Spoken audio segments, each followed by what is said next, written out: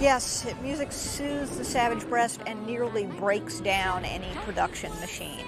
We had already done intense drama, broad comedy, and everything in between. I remember it was a joke for the longest time. Oh, I knew it was no joke. It was probably the most difficult, most challenging show I've ever worked on.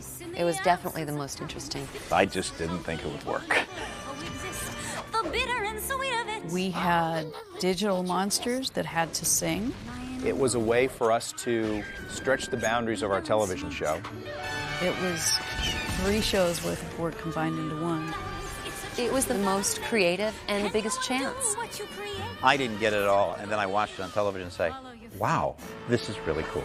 Nothing like that existed in reality. The message of that show was spiritual and it was beautiful. It was an incredible adventure just doing that episode.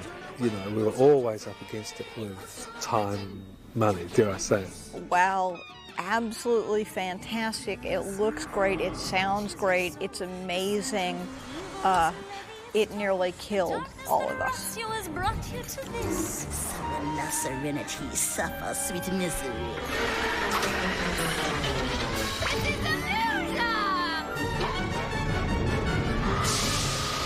Ah, The Bittersweet. That was another one of Rob's creations. We were all in a meeting and Rob said, I want to do a musical. It was Rob's vision from day one. He was insistent on doing it. And we all went, oh, great idea. Oh, fantastic. I put my great staff, Steve Sears and Chris Mannheim, on it.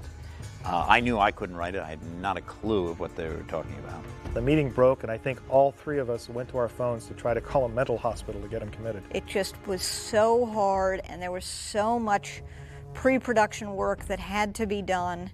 I thought the idea of making a musical, which I think is probably the hardest genre in features or in television to do, because it takes so much prep time and so much time to shoot correctly, was a major challenge for us. I'll always remember the New York choreographer, Jeff Calhoun, who came down to do that episode. He said, oh, so something like, you've had a couple of weeks to work out the lighting plot for this episode, have you? Because, you know, there's so many different areas. And I said, well, not really, no, just the usual. We had 3 hours the other night, and then we're doing the lighting plans now. This was the sort of show where we did a sound mix 3 times, and we were just trying to tweak it and make it perfect each time. Rob was actually going to direct it right up until about 10 days out, and I think he had such a huge workload on, he realised he'd probably bitten off a little more than he could chew, so Ollie Sassoni came down to direct it. I'm saying at the very last moment, none of us in the writing department thought it was working. Steve Sears even talked about taking his name off of it. We had set so many challenges up for that series that needed to be resolved, and what an incredibly brilliant way to do it. It was intended to begin the healing process of bringing them back together. I feel that what The Bittersweet did is that it got them to the point where they would start talking again. But to do that, we had to jumpstart a lot of things, and music allowed us to do that. Yeah, what other forum could have so neatly addressed all those massive questions? When you do 22 episodes a year, you want to do things that are different. And myself, the cast, the crew really got into it, because I think we shot it right after the deaths, or not long after the deaths. So we had this epic location thing, and then here we were doing something almost entirely on a soundstage that's goofy costumes, completely different kinds of sets. We also relied a lot on symbolism. The tarot imagery came right from Rob Tapert. He walked in with a book on tarot imagery and he said, I want to do this visually, costume-wise, interpretationally, this is what I want to do. We looked at the tarot pack and tried to take some of the intention and the feeling of the tarot and then convert it into a sort of a 3-dimensional world. Sometimes with success and other times with not so much success. And its hunger consumes, for it lives to destroy. He is the star, it becomes who you are. Now when Chris and I actually sat down and wrote the script, we wrote it as a regular script.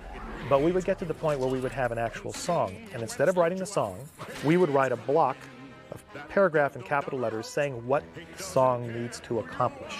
Then that was sent off to Joe LaDuca and the lyricists. Joe's music, Joe LaDuca's music was so terrific. Joe LaDuca did a fabulous job on the music. Can be caught, can be crushed, can be creamed.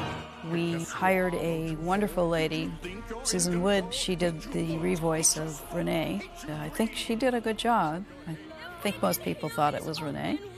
We had Rob and Lucy and Renee in a phone patch listening to her from a motorhome on location down in the hills in New Zealand somewhere. Then once Joe tweaked the music, things were a little bit out of sync, and we had to do a lot of different mixing and re-recording to get everything to work. It was logistically very challenging.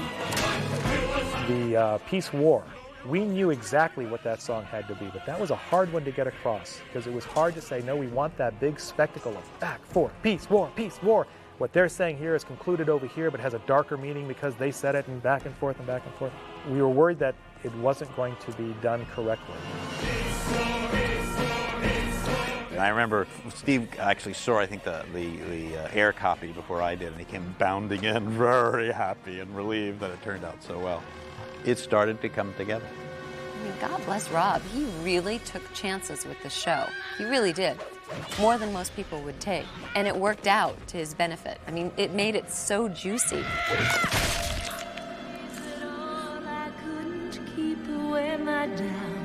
Now I'm left without a mask and one question left to ask. I just thought that was an incredible piece of writing and producing. But you know, that episode, you talk to people who never followed Xena, but who happened to see that episode, and they just talk about what a remarkable television that was.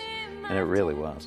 In the comic book sense of this TV show, you're getting a beautiful story about human beings and our problems and our challenges and how to work through them. It really moved me, actually. It was a very satisfying show when it was all done. I'm very proud of that show. But it was a backbreaker. It was a hard one to do, I think, on everybody's part.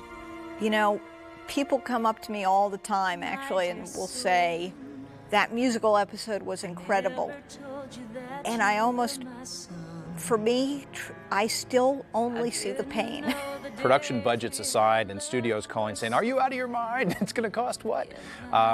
It was a great maturation for the show. I look back on it with a lot of pride because we did it. But just like Rob Tapert says, I love to say that in the past tense, we did it.